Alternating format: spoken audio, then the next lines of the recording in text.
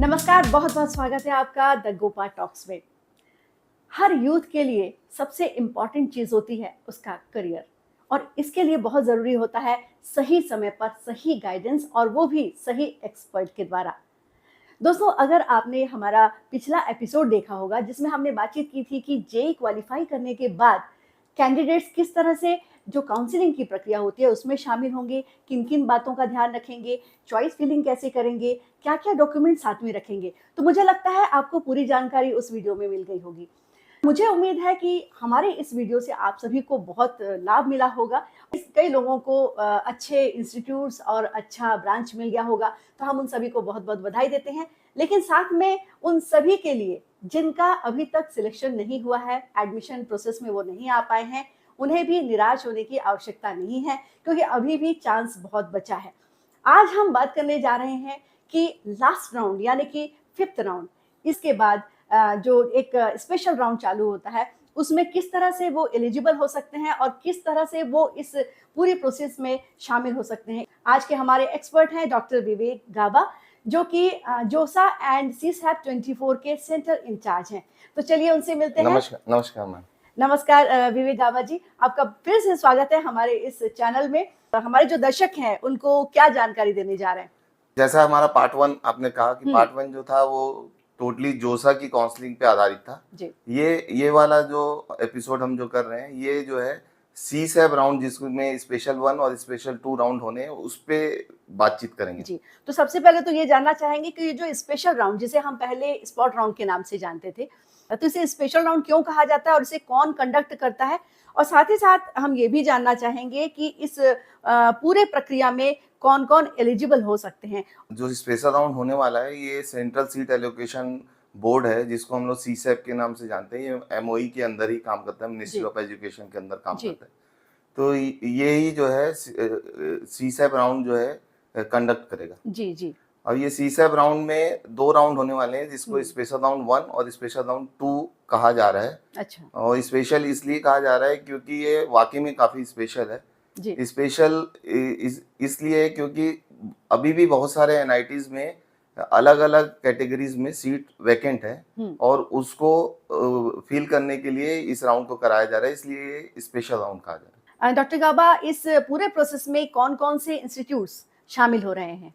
इसमें basically accept IITs जो पिछले राउंड में जोसा में जितने इंस्टीट्यूट्स सम्मिलित हुए थे वो सारे के सारे सम्मिलित हो रहे हैं जी। इसमें आईआईटी को छोड़ के सारे NITs, triple ITs, government funded institute, planning and architect के इंस्टीट्यूट और शिवपुर का इंस्टीट्यूट जो है फिर से जो है शामिल होने जा रहा है। बहुत अच्छी जानकारी दे रहे हैं। मैं अपने सभी दर्शकों को ये गुजारिश करना चाहूंगी कि हम बहुत मेहनत से आप सबके लिए ऐसे एपिसोड्स लाते हैं ताकि आपको इसका लाभ मिल सके, आपको अच्छा गाइडेंस मिल सके।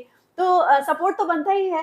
तो आप जनरली मैंने देखा है कि आप सभी जो हैं उनके व्यूज़ बहुत अच्छे आ रहे हैं, लेकिन आपके कमेंट्स नहीं आते हैं। तो अगर आपको कुछ और भी डिटेल जानकारी चाहिए या कुछ और आप हमें सजेस्ट करना चाहें तो बिल्कुल कमेंट बॉक्स में आइए और हमें कमेंट कीजिए। और साथ ही साथ हमें एक शिकायत भी है कि आप वीडियो को ज़रूर देखते हैं लेकिन सब्सक्राइब करना भूल जाते हैं, तो सब्सक्राइब ज़रूर करिएगा और पूरे वीडियो को बहुत ध्यान से देखिएगा, कहीं स्किप मत करिएगा, क्योंकि हो सकता है कहीं आपने स्किप कर दिया तो एक बहुत ज़रूरी इन्फॉर्मेशन आपसे चूक जाए।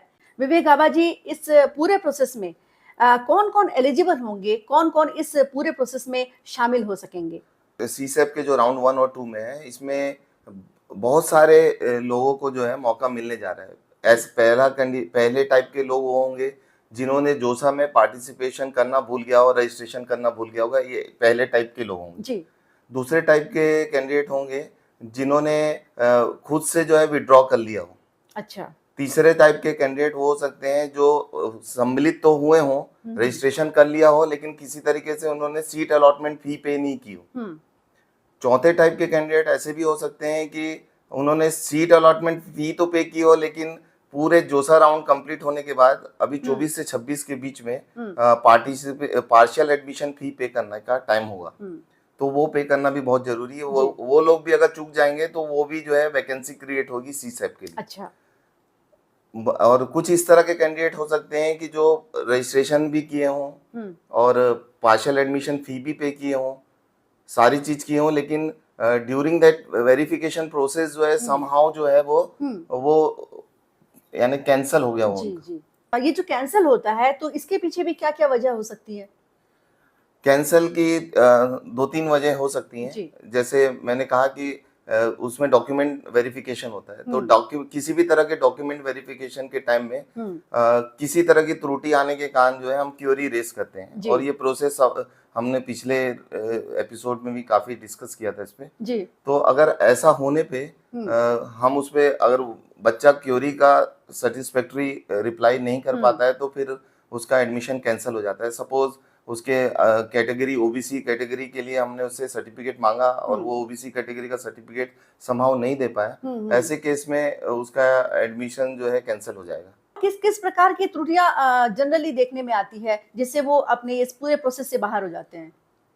मैंने जैसे बताया कि 2 बार उसको फी पेमेंट करना होता है। एक तो रजिस्ट्रेशन के बाद तुरंत जो है अपनी सीट अलॉटमेंट फीस पे करना होता है। जैसे ही उसको किसी भी राउंड में अलॉटमेंट हुआ है, सपोज उसको थर्ड राउंड में सीट अलॉटमेंट हुआ है, तो थर्ड राउंड में ही उसको जो है तुरंत जो है पहला काम सीट अलॉटमेंट फी पे करना चाहिए। सीट अलॉटमेंट फी पे करने के बाद जो है वो जो है उसको ऑप्शंस दिए जाते हैं कि वो फ्लोटिंग होगा, स्लाइड होगा या फ्रीज करना चाहता है। तो ये भी जो है हम लोगों ने पिछले अपने एपिसोड में डिस्कस किया था। तो किसी भी कैंडिडेट को ये कैसे पता चलेगा कि किस इंस्टीट्यूट्स में कौन सा ब्रांच खाली है? ये बहुत अच्छा सवाल है। अब आपको अभी तक जो है हम जब जोसा राउंड 1 to 5 की बात कर रहे थे, मैंने आपको कहा था कि आप जो है जोसा की वेबसाइट पे कांस्टेंट टच बनाए रखें। अब जो है आपका शिफ्ट करने का टाइम है। अब सीसैप की जो एक डिफरेंट पोर्टल है उसकी तरफ आपको ध्यान देने की जरूरत है, क्योंकि सारी जानकारी अब जो स्पेशल राउंड 1 और 2 होने वाली है वो सीसैप की साइट में अवेलेबल है। जी, तो ये बहुत ध्यान रखने वाली बात है कि अब आपको इसके पोर्टल पे, सीसैप के पोर्टल पे बराबर निगाह रखनी होगी और बहुत अलर्ट रहना होगा। तो हम अपने सभी दर्शकों को बता दें कि हमारे स्क्रीन पर अभी हम लगातार सीसैप का जो वेबसाइट है उसे चला रहे हैं और आप उस पे नज़र अपनी बनाए रखिएगा और सारे अपडेट्स आपको उस पे मिलेंगे। कई बार ऐसा होता है कि किसी कैंडिडेट को जोसा में कोई अच्छा इंस्टीट्यूट मिल जाता है या तो फिर उसे अच्छी ब्रांच भी मिल जाती है, लेकिन वो किसी पारिवारिक कारण की वजह से, या कई बार ऐसा भी होता है कि कोई लड़की है बहुत दूर नहीं जाना चाहती है, उसके परिवार अलाउ नहीं कर सकते, तो वो उस सीट को छोड़ना चाहता है, तो क्या वो भी इसके लिए एलिजिबल हो सकते हैं? मैंने कहा कि बहुत सारे टाइप्स आपको बताया जो सीसैप में पार्टिसिपेट कर सकते हैं। उसमें से एक ये भी है कि किसी ने ड्यूरिंग द 1 to 5 राउंड के बीच में विड्रॉल लिया है। वो कारण आपने अभी जो मेंशन किए उनमें से कोई एक कारण हो सकता है। तो 1 to 5 के बीच में के राउंड के बीच में विड्रॉल अगर बच्चे ने ले लिया है तो वो भी जो है अगर फिर से मन बना के सीसैप राउंड में पार्टिसिपेट कर सकता है। अंतर इतना सा हो गया है कि अब उसके पास सीट जो है वो वैकेंसी के आधार पे तय होगी। मतलब जो सीट अवेलेबल है वही सीट उसे मिल सकती है, उसके पास अभी चॉइस का कोई ऑप्शन नहीं होगा। नहीं होगा। सीसैप की जो वैकेंसी है ये कब और कहाँ डिक्लेयर होती है? ये ऑब्वियसली ये भी जो है सीसैप की वेबसाइट में अवेलेबल होगी वैकेंसी, और ये जो डेट जो अभी जो टेंटेटिव डेट जो सीसैप की तरफ से जारी की गई है वो 29 जुलाई है। अच्छा अच्छा। जैसे कि विवेक गावा जी ने बताया कि सीसैप की काउंसलिंग में जो 29 जुलाई का जो डेट है वो बहुत महत्वपूर्ण है, उसे आप सबको नोट करके रखना चाहिए। और इसके अलावा उस दिन वैकेंसी डिक्लेयर हो रही है एक्चुअली, तो वैकेंसी डिक्लेयर होना ये क्या चीज़ है, इसे और भी डिटेल में डिफाइन करेंगे गावा जी, और साथ में ये भी बताएंगे कि और कौन कौन सी महत्वपूर्ण डेट्स हैं जिसे किसी भी कैंडिडेट्स को ध्यान में रखना चाहिए या तो फिर उसे नोट कर लेना चाहिए। हाँ, जैसा कि हम लोगों ने डिस्कस किया कि वैकेंसी जो है सीसैप की वेबसाइट में 29 तारीख को अवेलेबल हो जाएगी जी। उसके बाद जो है 31 तारीख से लेकर 2 अगस्त तक जो है वो रजिस्ट्रेशन और चॉइस फिलिंग जो है वो चलेगी। अच्छा। तो इसी बीच में आपको जो है वो एनरोलमेंट फीस जो है वो पे करनी है जी। तो 2 अगस्त तक जो है एनरोलमेंट फीस और रजिस्ट्रेशन जो है वो चालू रहेगा। 3 तारीख तक जो है 3 अगस्त तक जो है वो चॉइस फिलिंग लॉक करने का टाइम जो है वो 3 तारीख है और 5 तारीख से जो है स्पेशल राउंड 1 जो है फिर चालू हो जाएगा। जी, तो ये सारे जो डेट्स हैं उसे बहुत ध्यान से आप नोट कर लीजिए क्योंकि बहुत ही इंपॉर्टेंट है ये सारे डेट्स। ये जो वैकेंसी अवेलेबल होने वाली है ये वैकेंसी जो है किसी पर्टिकुलर इंस्टीट्यूट के लिए, पर्टिकुलर कैटेगरी के लिए, पर्टिकुलर ब्रांच के लिए अवेलेबल होगी। जी। तो आप जब वैकेंसी को देखें तो उसमें आपको ये सारी डिटेल जो है ध्यान से देखने की जरूरत है, क्योंकि इसमें किसी पर्टिकुलर इंस्टीट्यूट, सपोज आपने एनआईटी रायपुर चूज किया तो उसके डिफरेंट ब्रांचेस के करस्पॉन्डिंग अलग अलग कैटेगरी वाइज जो है सीट वैकेंसी आपको दिखाई देगी। अब हम चूंकि स्पेशल राउंड के बारे में ये पूरा डिस्कशन कर रहे हैं, तो आपसे ये जानना चाहेंगे कि पूरा जो प्रोसीजर होता है वो कैसे होता है, रजिस्ट्रेशन से लेकर इसकी चॉइस फिलिंग से लेकर और साथ में इसके जो पेमेंट्स होते हैं, इस पूरी जो जानकारी है वो आप थोड़ा हमारे यूथ को दीजिए। ये प्रोसीजर जो है सिमिलर टू द जोसा राउंड में जैसे हमने लोगों ने जो पार्टिसिपेट किया होगा बिल्कुल उसी तरह से। अच्छा। इसमें भी जो है ऑनलाइन रजिस्ट्रेशन होगा और इसमें भी जो है आपको फी पे करनी पड़ेगी, जिसको उन्होंने स्पेशल राउंड एनरोलमेंट फी का नाम रखा है और वो आपको पे फी करनी पड़ेगी। उसके बाद जो है आपका अलॉटमेंट होगा। अलॉटमेंट के बाद जो है आपको ऑप्शंस देंगे, विलिंगनेस ऑप्शंस होंगे, फिर आप डॉक्यूमेंट अपलोड करेंगे और फिर जो है सेकंड फी जो है इंस्टीट्यूट फीस जो है सेकंड पार्ट जो है वो भी पे करना पड़ेगा। जैसा हम जोसा में जो सेकंड फीस जो है 24 से 26 के बीच में पे कर रहे हैं और पार्शियल एडमिशन फीस जिसको बोल रहे थे, वैसे यहाँ पे भी सेकंड फी आपको पे करना पड़ेगा। और ये पहले राउंड का हुआ। इसी तरह से सेकंड राउंड होगा। सेकंड राउंड में उन लोगों के पास सिर्फ विलिंगनेस ऑप्शन अब हट जाएगा, क्योंकि that will be the last round. तो उसके बाद विलिंगनेस कुछ रह नहीं जाएगा, जो आपको मिलेगा आपको एक्सेप्ट करना पड़ेगा। जी, इसमें क्या क्या डॉक्यूमेंट्स साथ में लेके जाना जरूरी है किसी भी कैंडिडेट के लिए? साथ में हम ये भी जानना चाहेंगे कि इसमें आप जो फीस की बात कर रहे हैं तो वो फीस कितना होता है, रजिस्ट्रेशन किस तरह से किया जाता है? इसमें जो अभी जो रजिस्ट्रेशन फीस जो है वो 5000 रुपीज है। अच्छा। और जो ये इसमें भी अब देखिए, जो लोग जोसा से पार्टिसिपेट करके ऑलरेडी आ रहे हैं वो अपनी सीट को रिटेन रख सकते हैं। अच्छा। अगर कोई देखना चाहता है कि वैकेंसी राउंड में कुछ उनको बेटर मिल जाए तो उनके पास ये पॉसिबिलिटी अभी भी है। अच्छा अच्छा। तो वो क्या कर सकते हैं कि वो पार्शियल एडमिशन फीस जो है 24 से 26 के बीच में जमा कर दें और सीसैब राउंड की वैकेंसी के हिसाब से फिर से रजिस्ट्रेशन कर लें। जी। अब उन्होंने ऑलरेडी जो है 2 पार्ट में फी को पे किया हुआ है, तो इस राउंड में सिर्फ उनको जो है काउंसलिंग की जो फीस है 5000 रुपए बस वही पे करनी पड़ेगी। अच्छा। बाकी फीस तो ऑलरेडी उन्होंने पे कर चुके हैं। लेकिन जो नए कैंडिडेट हैं उनके लिए समेशन जो है, जो पिछला वाला समेशन था 75,000 फॉर जनरल, ईडब्ल्यूएस और पीडब्ल्यूडी के लिए और अदर कैटेगरी के लिए कुछ 50% का रिलैक्सेशन है, तो उसी के हिसाब से चलेगा। जी, चूंकि इसे पहले हम स्पॉट राउंड कहते थे और अभी इसे स्पेशल राउंड कहते हैं, तो जो फीस है उसकी कैसी व्यवस्था करके लेके जानी चाहिए? क्या मोड होता है पेमेंट का और किस प्रकार का फीस स्ट्रक्चर होता है इसमें? पेमेंट का जो मोड है वो पूरे की पूरी तरह से ऑनलाइन पेमेंट मोड है। किसी तरह का कोई ड्राफ्ट और ये इस तरह की कोई फैसिलिटी नहीं है और इसमें बहुत ध्यान देने की जरूरत है कि किसी भी लिंक में पेमेंट नहीं करना है। अच्छा। पेमेंट जो है वो सिर्फ और सिर्फ जो है अपने लॉगिन पासवर्ड से अंदर जाके आपको वहां से पेमेंट करना है। किसी बाहर के पेमेंट मोड में नहीं, गेटवे में नहीं जाना। ये कई बार होता है। अच्छा। कि लोग इसमें 420 में कहीं और पेमेंट कर देते हैं। तो मैं आपको बताना चाहता हूँ, आपका प्रश्न अच्छा था कि ऑनलाइन पेमेंट ही एक माध्यम है। जी जी, इससे आप जो फ्रॉड होते हैं ऑनलाइन फ्रॉड, उससे भी आप बच सकते हैं। यहाँ आप एक शब्द का जिक्र कर रहे थे कि विलिंगनेस ऑप्शन, तो ये क्या होता है, उसका क्या रोल है? हाँ, ये बहुत ही अच्छा प्रश्न है, क्योंकि जब जोसा की जब काउंसलिंग चल रही थी तब हमारे पास 3 विलिंगनेस ऑप्शंस हमने कैंडिडेट्स को प्रोवाइड किए थे, फ्लोटिंग, स्लाइडिंग और फ्रीजिंग। इसके बारे में हम काफी चर्चा कर चुके हैं। इसके अलावा इसमें सीसैब राउंड में आपको एक सरेंडर ऑप्शन भी मिलेगा, विड्रॉयल ऑप्शन भी मिलेगा और एग्जिट ऑप्शन भी मिलेगा। अच्छा। अब सरेंडर ऑप्शन ये है कि अगर आपको सीसैब स्पेशल राउंड 1 में कोई सीट अलॉट हुई है तो आप उसको सरेंडर कर सकते हैं। तो सरेंडर करने से ये होगा कि वो सीट भी वैकेंसी के लिए सेकंड राउंड में दूसरे लोगों के लिए उपलब्ध हो जाएगी। अच्छा। और आपसे छूट जाएगी। अच्छा।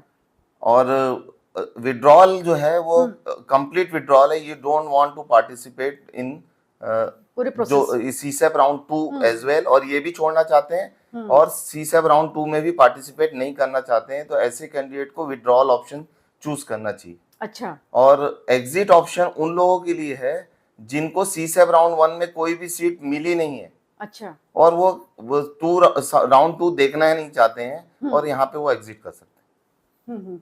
इसमें क्या रिफंड की भी कुछ पॉलिसीज होती हैं? रिफंड जो है, अगर आपका सीसेप राउंड 1 में ये सरेंडर आप ये विड्रॉल करते हैं तो सिर्फ पार्टिसिपेशन फीस जो है 5000 वो डिडक्ट होगी। अच्छा। लेकिन अगर इसके बाद अगर आपको राउंड 2 में कोई चीज मिल जाती है तो फिर वो आपका रिफंडेबल जो है थोड़ा प्रॉब्लमेटिक हो सकता है, क्योंकि वहाँ पे इंस्टीट्यूट नॉर्म्स लागू हो जाते हैं। तो अलग जिस रिस्पेक्टिव इंस्टीट्यूट्स में आपको अलॉटमेंट हुआ है वहाँ के नॉर्म्स लागू होंगे। तो ज्यादातर टाइम देखा गया है कि रिफंडेबल जो है वो नहीं मिल पाता है। अच्छा अच्छा। अभी आप चॉइस फिलिंग की बात कर रहे थे, तो चॉइस फिलिंग में क्या क्या सावधानी रखनी चाहिए, क्योंकि ये तो मेरे ख्याल से एक फाइनल चांस है कि जब आपको या तो मिलेगा या तो नहीं मिलेगा, तो बहुत सावधानी रखने की जरूरत है, क्योंकि जोसा राउंड में जिन कैंडिडेट्स ने थोड़ी चूक कर दी थी जिसके कारण वो उस समय क्वालिफाई नहीं कर पाए थे, एडमिशन नहीं ले पाए थे, उनके लिए ये समय बहुत ही इंपॉर्टेंट एंड क्रूशियल है, दोनों ही है। इस राउंड में पार्टिसिपेट करने में वैकेंसी को देख के चॉइस फिलिंग करना है, और चॉइस फिल करते समय बहुत ज्यादा सावधानी रखने की जरूरत है, क्योंकि ये 2 ही राउंड में होने वाला है। उसमें भी पहले राउंड के बाद जो है आपको यानी कि रिफंडेबल वाला जो क्वेश्चन आपने पूछा था वो रिफंडेबल का जो है वो लॉक हो जाता है। अच्छा। तो चॉइस आप ऐसी कोई चॉइस भर दें और जिसमें अलॉटमेंट आपको सेकंड राउंड में मिले तो आपको यानी भागने की जगह नहीं है एक्चुअली। तो इसलिए चॉइस भरते समय आपको बहुत ध्यान देना होगा कि वैकेंसी अवेलेबल वैकेंसी जो है वो रिस्पेक्टिव कैटेगरी के हिसाब से। पता चला कि एनआईटी रायपुर में केमिकल ब्रांच के ओपन में 3 सीटें आपको दिखाई दे रही हैं और आपको लगता है कि मैं केमिकल में करने के लिए इंटरेस्टेड हूँ, तो और आप ओपन कैटेगरी को बिलोंग करते हैं तो आप उसमें पार्टिसिपेट कर। एसटी के करस्पॉन्डिंग अगर 2 सीट दिखाई दे रही है और आप एसटी कैटेगरी को बिलोंग करते हैं तो आप जो है वो चॉइस को फील करिए। और चॉइस यहाँ पे फील करते समय आपको अंतर्मन से इस बात को ध्यान में रखना होगा कि इस पे मुझे अलॉटमेंट होगा तो मैं जरूर ज्वाइन करूंगा। मतलब इसे हल्के में मत लीजिएगा, सीरियस होना जरूरी है, क्योंकि सीसैब राउंड जो है बहुत सीरियसनेस के साथ आपको चॉइस फिलिंग करनी होगी। अगर आपको लेना है तो आप उस चॉइस को भरिए, नहीं तो फिर आपका जो पैसा साल भी खराब होगा। हाँ, क्योंकि ये इसके बाद कोई और राउंड होने वाले नहीं है। हाँ। तो आपका साल भी खराब होगा, पैसा भी खराब होगा। इसलिए चॉइस जो है अवेलेबल चॉइसेस में आपके लिए जो बेस्ट है वो उसको भरना है जी। विवेक गाबा जी, ये जो आरक्षण है, रिजर्वेशन है, वो कैटेगरीज के लिए कितना होता है किसी भी सेंट्रल इंस्टीट्यूट्स में? और साथ में ये भी जानना चाहेंगे कि कई बार तो ऐसा होता है कि जो दूरस्थ अंचल के जो हमारे कैंडिडेट्स हैं वो अवेयरनेस कम होने के कारण कह लीजिए या किसी चूक के कारण वो एडमिशन नहीं ले पाते हैं, तो ऐसी कंडीशन में जो सीट्स बच जाते हैं या जिसमें एडमिशन नहीं हो पाते हैं, उसमें उसका क्या होता है, किस तरह से उसे अलॉट किया जाता है? क्या कोई जनरल कैंडिडेट का भी कोई अप्लाई कर सकता है उसके लिए? जो सीटों का जो सीट मैट्रिक्स है वो as per the government norms के हिसाब से वो डिस्ट्रीब्यूट किया गया है। परसेंटेज जो है वो यूनिफॉर्मली जो सेंट्रल गवर्नमेंट ने जो डिसाइड किए हैं उसके हिसाब से। अच्छा। और दूसरा क्वेश्चन ये है जो आपका कि इसमें अलॉटमेंट जो है वो रिस्पेक्टिव कैटेगरीज में ही होने वाला है। अच्छा। ओपन वर्डी से आप समझ सकते हैं कि इसमें तो सारे कैटेगरी के लोग इसमें पार्टिसिपेट कर सकते हैं एज पर देयर जो रैंक है उसके हिसाब से। अच्छा। लेकिन अदर कैटेगरी में जो अलॉटमेंट होगा वो उनकी रिस्पेक्टिव कैटेगरी के हिसाब से ही होने वाला है एज पर देयर सर्टिफिकेट्स। यानी अगर कोई पीडब्ल्यूडी कैटेगरी का है तो पीडब्ल्यूडी की सीट जो अवेलेबल है वो उसको मिलने वाली है। और अगर कोई एसटी और एससी कैटेगरी या ओबीसी कैटेगरी को एनसीएल है, ओबीसी में एनसीएल होना बहुत जरूरी है, तो ओबीसी एनसीएल सीट है तो वो उसको ही मिलने वाली है। ये कि एक कैटेगरी से दूसरी कैटेगरी में सीट का अलॉटमेंट पॉसिबल नहीं है। यानी सारे लोग ओपन में तो आ सकते हैं, जनरल की सीट ले सकते हैं, लेकिन रिवर्स इज नॉट पॉसिबल। यानी कि जिनके लिए वो सीट है केवल वही उस सीट में जा सकते हैं, और अगर भले ही वो सीट खाली हो जाए, मतलब इंस्टीट्यूट में खाली ही वो सीट जाएगी, लेकिन उसमें सिर्फ स्पेशल राउंड 2 के बाद अगर कोई सीट खाली रह जाती है किसी भी इंस्टीट्यूट में तो राइट नाउ हमारे पास कोई ऐसा मैकेनिज्म नहीं है जिसको हम उसको फिल कर सकें। कोई ऐसा मैकेनिज्म नहीं है। फिर वो सीट उस साल के लिए खाली ही रह जाने वाली है। जी। जैसा कि हमने पिछले जो एपिसोड में डिस्कस किया था कि क्या क्या इंपॉर्टेंट चीज़ों का ध्यान रखना चाहिए इस स्पेशल राउंड में, क्योंकि ये तो एक लास्ट अपॉर्चुनिटी होता है किसी भी कैंडिडेट के लिए, क्या क्या डॉक्यूमेंट्स या किस प्रकार की तैयारी के साथ जाना चाहिए? हाँ, जैसा कि जोसा में भी हमने इस बात को डिस्कस किया था, जोसा राउंड जब चल रहा था तब भी हमने डिस्कस किया था कि डॉक्यूमेंट पूरा का पूरा जो मॉड्यूलिटी जो है वो ऑनलाइन ही होने वाली है। तो उसमें डॉक्यूमेंट जो लगेंगे, आपके 10th के मार्कशीट लगेगी, 12th की मार्कशीट लगेगी, मेडिकल एक सर्टिफिकेट लगता है जो किसी भी एमबीबीएस डॉक्टर से आप आसानी से ले सकते हैं। अगर आप किसी कैटेगरी या को बिलोंग करते हैं तो कास्ट सर्टिफिकेट आपको लगेगा। अगर आप ओबीसी, एनसीएल और ईडब्ल्यूएस कैटेगरी के को बिलोंग करते हैं तो अब वहाँ पे सर्टिफिकेट तो लगेगा, लेकिन वो 1 अप्रैल 2024 के बाद का होना चाहिए। और अगर आप पीडब्ल्यूडी कैटेगरी को बिलोंग करते हैं तो वहाँ पे भी 2 है, यूडीआईडी कार्ड अगर परमानेंट होल्डर है तो किसी तरह के वेरिफिकेशन की जरूरत नहीं है। लेकिन अगर यूडीआईडी कार्ड का टेम्पररी है उसका, या उसके पास यूडीआईडी कार्ड नहीं है, मेडिकल बोर्ड का सर्टिफिकेट है, ऐसे कैंडिडेट को अपॉइंटमेंट लेके नियरेस्ट इंस्टीट्यूट में जाके वेरिफिकेशन करवाना पड़ता है। अच्छा। तो ये पीडब्ल्यूडी कैंडिडेट के लिए बहुत इंपॉर्टेंट चीज है। अगर उनके पास एक परमानेंट यूडीआईडी कार्ड नहीं है तो वो उनको जो है ये सीसैप चालू होने से पहले 3 दिन और ड्यूरिंग अलॉटमेंट भी जो है वो जाके जो है नियरेस्ट वेरिफिकेशन सेंटर में अपना वेरिफिकेशन पीडब्ल्यूडी का जरूर करवाएं, नहीं तो वो फिर मिस हो जाएगा। सीसैप राउंड जो है वो 5 अगस्त से स्टार्ट होगा। पहला राउंड जो है 5 से 8 अगस्त तक चलेगा। दूसरा राउंड 10 से लेकर 13 तारीख तक चलेगा। और इसी बीच में जो है 1 दिन का जो गैप दिख रहा है उसमें पहले राउंड का के आधार पे वैकेंसी फिर यानी रिजल्ट डिक्लेयर होगा और दूसरे राउंड में फिर अलॉटमेंट होगा। तो इसी कारण 1 दिन का गैप है उसमें। तो 5 से 8 और उधर फिर 10 से 13 अगस्त तक जो है ये राउंड खत्म हो जाएगा। और उसके बाद जो बहुत इंपॉर्टेंट चीज है, 10 से लेकर 14 तक की जो डेट है ये बहुत इंपॉर्टेंट है, क्योंकि 10 से 14 तक जिन लोगों को जोसा राउंड में भी सीट अलॉटमेंट हुआ है और सीसैप राउंड 1 और 2 में भी अलॉटमेंट हुआ है, ये दोनों ही कैंडिडेट को अपने रिस्पेक्टिव इंस्टीट्यूट में फिजिकली जो है रिपोर्ट करना। अच्छा, ये बहुत इंपॉर्टेंट है। और यहाँ पे अब मैं एक बात और मेंशन करना चाहूंगा। अभी तक मैंने आपको पहले बोला कि जोसा की वेबसाइट देखिए, फिर मैंने कहा कि आपको सीसैप की वेबसाइट देखिए।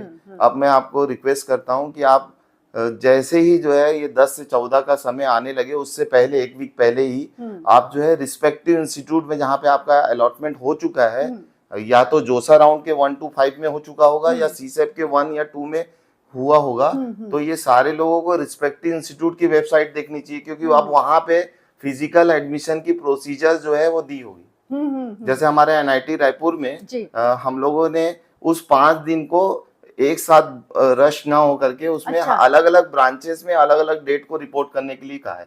अच्छा, कि 10 तारीख को ये बैच आएगी, 11 तारीख को ये 2 ब्रांच आएगी, ताकि जो है एक साथ जो है 1100 बच्चे एक ही दिन ना आ जाए। तो हम लोगों ने उसको शेड्यूल्ड करके रखा है। हम चाहते हैं कि वो पूरा का पूरा एडमिशन ब्राउचर जो है एनआईटी रायपुर की वेबसाइट में जल्द ही जो है वो 25-26 तारीख के आसपास जो है अवेलेबल हो जाएगा। तब जो है आप, और ऐसा सारे इंस्टीट्यूट करने वाले हैं तो उनके एडमिशन ब्राउचर को जरूर जाके देखें, क्योंकि वो आपको 10 से 14 के बीच में फिजिकली जो है रिपोर्ट करना है। अभी तक पूरी प्रक्रिया जो है ऑनलाइन चल रही थी, लेकिन ये अब फिजिकली आपको रिपोर्ट करना है, नहीं तो यहाँ पे भी आप प्रॉब्लम में फंस सकते हैं। जी, तो यहाँ बहुत इंपॉर्टेंट बात डॉक्टर विवेक गाबा जी ने बताई कि आपको लास्ट वीक ऑफ जुलाई से लेकर 14 अगस्त तक बराबर नजर रखनी है और जो इम्पोर्टेंट डेट्स है उन्हें बहुत ध्यान से इसे नोट करके रखना है। और साथ ही इसके पहले सारे डॉक्यूमेंट्स जो कि डॉक्टर गाबा ने बताया, उन डॉक्यूमेंट्स को तैयार करके रखना होगा और सारी जो फाइनेंशियल जो यहाँ रिक्वायरमेंट्स हैं उन्हें भी पहले से फुलफिल करके रखना पड़ेगा, ताकि लास्ट मोमेंट में आप हड़बड़ाएं नहीं। और साथ ही एक और जो इम्पोर्टेंट बात डॉक्टर गाबा ने बताया कि अलग अलग डेट्स में अलग अलग ब्रांच के लिए उन्होंने रखा है ताकि रश ना हो और व्यवस्था की स्थिति ना हो।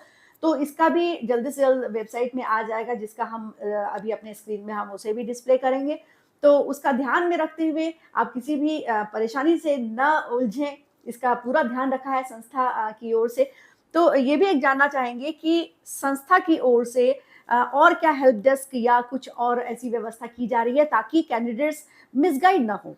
हाँ, ये हम लोग शुरू से ही आपको बता रहे थे कि एक तो स्पेशली जो है जोसा जो है अपनी तरफ से एक हेल्पलाइन सेंटर स्टार्टिंग में उन्होंने रखा ही था, डेडिकेटेड जिसको बोलते हैं। उसके बाद से तो हम एडमिशन राउंड 1 से 5 करा ही रहे थे, तो हमारी अवेलेबिलिटी हर समय जो है वो रहती है। और ऐसे ही सारे इंस्टीट्यूट्स में भी इस तरह के जो काउंसलिंग सेल्स बने हुए हैं जो पूरा प्रक्रिया को देख रहे हैं। तो CSAB राउंड के लिए भी सारे इंस्टीट्यूट जो है अवेलेबल हैं। अगर इस बीच में भी आपको किसी तरह की कोई दुविधा होती है, किसी तरह की कोई परेशानी होती है, तो जो भी आपका नियरेस्ट इंस्टीट्यूट है, जहाँ पे भी आप रहते हैं, वहाँ के जो नियरेस्ट इंस्टीट्यूट है वहाँ पे विजिट करिए, क्योंकि वहाँ काउंसलिंग सेल अभी एग्जिस्ट करेगा। 15 अगस्त तक तो कम से कम जो है वो सारे के सारे मेंबर एक्टिव हैं और हेल्प करने के लिए भी तैयार हैं। काफी मदद हम पहले से भी करते आ रहे हैं, और भी इस तरह के कैंडिडेट्स आएंगे तो जरूर मदद की जाएगी उनकी। और हम स्क्रीन पर भी लगातार डिस्प्ले कर रहे हैं कि क्या क्या हेल्प डेस्क नंबर्स हैं, आप उनमें कांटेक्ट कर सकते हैं। और सबसे इम्पॉर्टेंट बात है कि फिजिकली आपको यहाँ रिपोर्ट करना बहुत ज़रूरी है। बहुत सार्थक चर्चा हो रही है विवेक गाबा जी, मुझे लगता है कि हमारे जो कैंडिडेट्स हैं उन्हें बहुत लाभ मिलेगा इस पूरी हमारी चर्चा का। आप धन्यवाद के पात्र हैं, क्योंकि पहले भी जो हमारा सेशन हुआ था और अभी भी जो सेशन हो रहा है, ये डेफिनेटली उन सारे स्टूडेंट्स को मदद करने वाला है जो या तो अभी भाग ले रहे हैं या आने वाले सालों में भाग लेने वाले हैं। ये उनके और उनके पेरेंट्स के लिए बहुत ही अच्छी जानकारी अब उपलब्ध करा रहे हैं, तो आप इसके लिए धन्यवाद के पात्र हैं। आपका भी बहुत बहुत धन्यवाद विवेक गाबा जी, क्योंकि मैंने देखा कि हमारे इस वीडियो को हमारे दर्शकों ने बहुत अप्रिशिएट किया, बहुत अच्छा रिस्पांस मिला, बहुत अच्छे व्यूज आए, और उनसे प्रेरित होकर ही हमने ये सेकेंड एपिसोड को बनाने का सोचा।